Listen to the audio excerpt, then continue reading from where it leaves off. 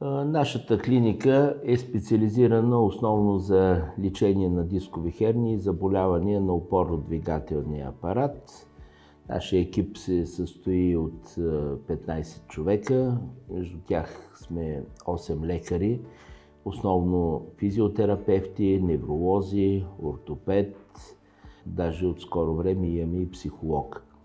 Като цяло в този си вид клиниката функционира от 3 години, на което сме на това място, но нашия опит е, може би, в областта на лечението от дисковите хернии, може би от рамките на около 15 години работим.